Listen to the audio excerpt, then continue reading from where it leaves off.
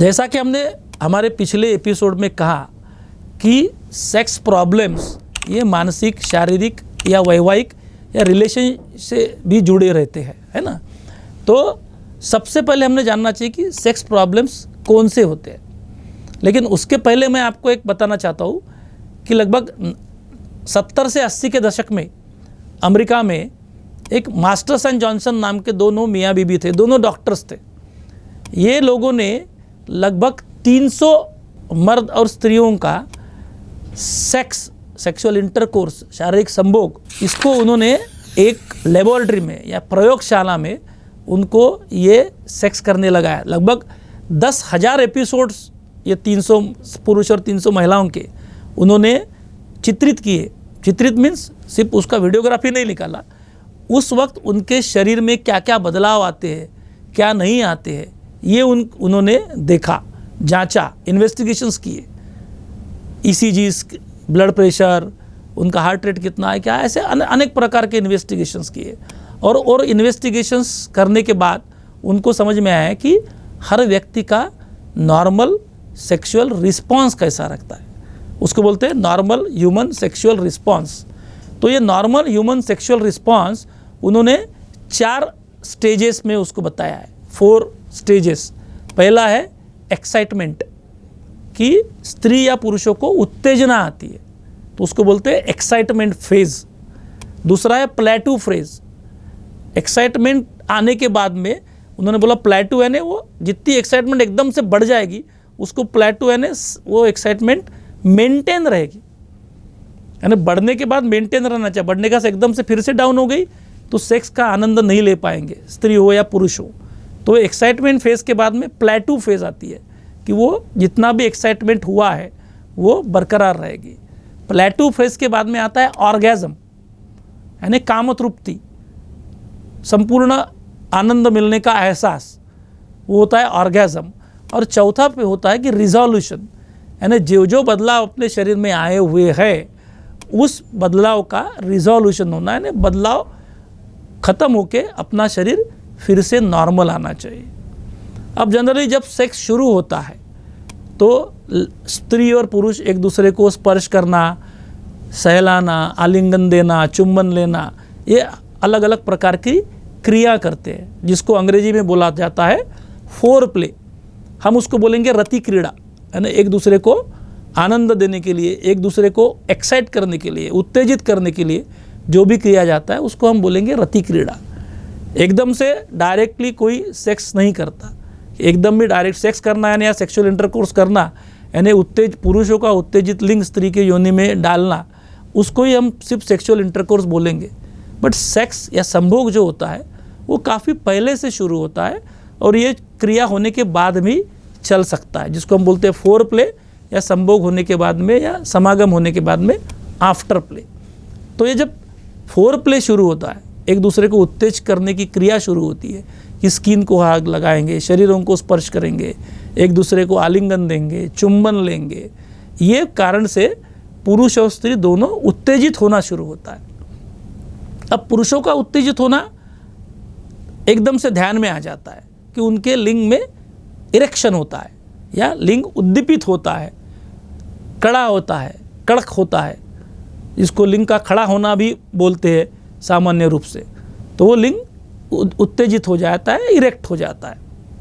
उसी के साथ साथ में पुरुषों में और सारे भी बदलाव आते हैं सेक्स के दरमियान। वो 10-15 मिनट का जब सेक्स होता है तब सबसे पहला बॉडी टेम्परेचर में फ़र्क पड़ता है कि क्या होता है कि सेक्स में ये जो सब बदलाव आते हैं उसका कारण हम जान लें कि लिंग में इरेक्शन क्यों आता है। नॉर्मल तौर पे जब जो लिंग ढीला रहता है वो सेक्स की विचार आते ही या सेक्स में जब पार्टिसिपेट करते हैं तब वो एकदम तना क्यों रहता है, तो उसमें ब्लड फ्लो बढ़ता है।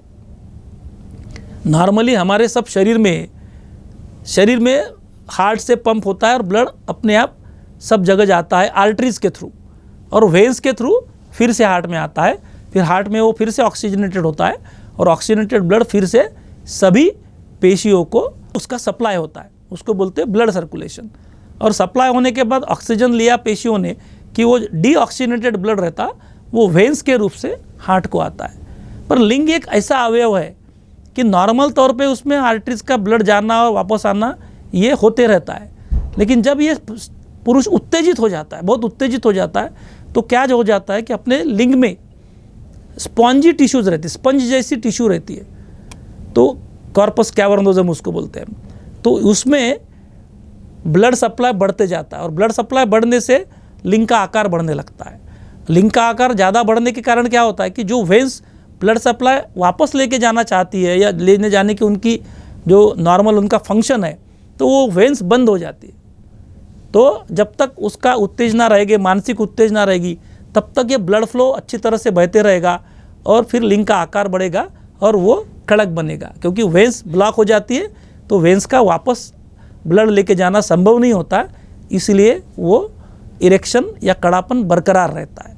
तो ये जो शरीर का ब्लड सप्लाई बढ़ता है जब आदमी, स्त्री और पुरुष यौन रूप से उत्तेजित हो जाते हैं। स्त्रियों के बारे में भी होता है, बट स्त्रियों को लिंग नहीं होता, उनकी योनि में भी ये जो रक्तस्राव जो बढ़ता है अपने जेनिटल्स में या अपने जो यौन अवयव है उसमें, तो उसमें भी उनको थोड़ा सा उसमें गीलापन आना शुरू होता है, वजाइनल लुब्रिकेशन बोलते हैं, क्योंकि वजाइनल लुब्रिकेशन अगर होगा तो वो स्त्री को सेक्स के टाइम पे वेदना नहीं होगी, दर्द नहीं होगा और वो भी सेक्स का आनंद ले पाएगी।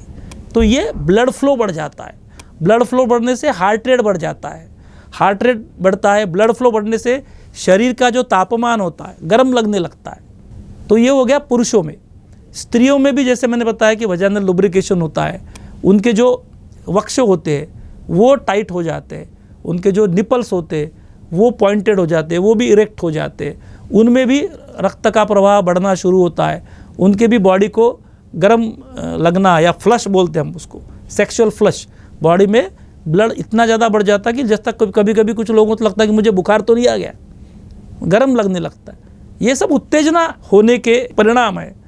तो ये सब परिणाम स्त्रियों पुरुषों में होते रहते हैं। ये हो गया एक्साइटमेंट फेज। प्लेटू फेज में अगेन ये मेंटेन ही रहेगा। फिर आएगा ऑर्गेजम फेज। जब स्त्री पुरुष यौन संबंध करते हैं, पुरुष का लिंग स्त्री के योनि में जाता है, तब जो घर्षण होने के कारण लिंग को उत्तेजना और ज़्यादा मिलती है और इतनी उत्तेजना मिलती है कि वो वीर्य का स्खलन हो जाता है, इजैकुलेशन बोलते हैं हम उसको। तो ejaculation is the sign of orgasm in males. पुरुषों का जो ऑर्गेजम या कामतृप्ति जो बोलेंगे उसका ये एक परिणाम है। कामतृप्ति इतने ज़्यादा लेवल पे आ जाती है कि वीर्य स्खलन हो जाता है, कॉन्ट्रैक्शंस होना शुरू होता है। अपने जो पिछली ग्लूटियल मसल्स बोलते हैं हम, अपना पेशाब करने का जो ब्लैडर होता है, ब्लैडर मसल्स या पेनिस के भी जो मसल्स होती है अंदर की वो मसल्स, इनका सबका कॉन्ट्रैक्शन होना शुरू होता है। और अपने अंदर एक सेमेनल वेसिकल नाम की ग्रंथि होती है पुरुषों के अंदर, तो वो ग्रंथि का भी आकुंचन होना शुरू हो, कॉन्ट्रैक्शन होना शुरू होता है और उसमें जो रहने वाला जो सीमेन होता है या वीर्य होता है वो यूरेथ्रा या मूत्र मार्ग से बाहर निकलता है। तो ये हो गया ऑर्गेजम इन मेल्स। फीमेल्स में वीर्य नहीं निकलता, पर उनमें भी ये कॉन्ट्रैक्शंस, उनकी भी gluteal muscles, bladder muscles, vaginal muscles, इनका कॉन्ट्रैक्शन, इतना फास्ट कॉन्ट्रैक्शन होता है और बाद में वो कॉन्ट्रैक्शन होना एक प्लेजरेबल सेंसेशन रहता है, आनंदमय भावनाएं रहती है और वो कंटिन्यूस कॉन्ट्रैक्ट होते फिर रिलैक्स हो जाता है। तो मर्दों में वीर्य पतन होने के बाद में वो रिलैक्स हो जाता है और स्त्रियों में वो कॉन्ट्रैक्शन होने के बाद रिलैक्स हो जाता है और फिर बॉडी एकदम शांत महसूस होती है, रिलैक्स्ड महसूस होती है। बहुत सारे लोगों को लगता है कि सेक्स के बाद में मुझे थकान लगती है, वो थकान नहीं रहती है, वो रिलैक्सेशन सेंसेशंस है। दोनों में, पुरुषों में ज़्यादा होती है क्योंकि उसका उनको लगता है शायद वीर्य पतन हो गया इसलिए मुझे थकान आ गई, कमजोरी आ गई, ऐसा नहीं है। That is a pleasurable sensation followed by relaxation. तो रिलैक्सेशन होना भी ज़रूरी है और ये रिलैक्सेशन बहुत इम्पॉर्टेंट होता है। तो इसको बोलते हैं हम ऑर्गेजम फेज। अब ऑर्गेजम फेज के बाद में चालू होती है रिजोल्यूशन फेज, कि पुरुषों का वीर्य पतन हो गया, फिर उसका लिंग भी धीरे धीरे धीरे करके हुए अपने नॉर्मल अवस्था में, सेक्स करने के पहले जैसा लिंग जो अवस्था में था वो अवस्था में आना शुरू होता है। तो उसको बोलते हैं रिजोल्यूशन फेज। अब ये रिजोल्यूशन फेज में एक सबसे अहम बात है इसमें एक रिफ्रैक्टरी पीरियड रहता है। एक बार वो पुरुष का लिंग नॉर्मल पोजीशन पे आ गया, नॉर्मल साइज पे आ गया, एक बार उसका वीर्य पतन हो गया कि उसके बाद में उसका दूसरा इरेक्शन होना, लिंग का फिर से उत्तेजन होना, उसके लिए एक टाइम लगता है। तुरंत 5 मिनट में 2 मिनट में नहीं होगा। वो टाइम जो लगता है उसको बोलते हैं रिफ्रैक्टरी पीरियड, कि उस पीरियड में इरेक्शन नहीं होगा, रिफ्रैक्टरी है, असंभव है। अब ये कुछ पुरुषों में कम रहता है, कुछ पुरुषों में ज़्यादा रहता है। व्यक्ति तिथ्या प्रवृत्ति है, ऐसा हमारे मराठी में हम बोलते हैं कि जितने भी व्यक्ति है उसके स्वभाव अलग अलग होती है, उनकी प्रवृत्ति अलग होती है, तो उसके कारण हर एक के अनुभव भी अलग हो सकते हैं। कोई तुरंत उसको दूसरी बार इरेक्शन आ जाएगा, किसी को शायद घंटे भर बाद आए, किसी को 1 दिन बाद आए, किसी को शायद हफ्ते भर बाद आए। ये वो व्यक्ति का उम्र कितना है, उसको कोई डिसीजेस तो नहीं है, ये इस पर भी निर्भर करता है। उसके हार्मोनल लेवल्स कितने हैं इसके ऊपर भी निर्भर करता है।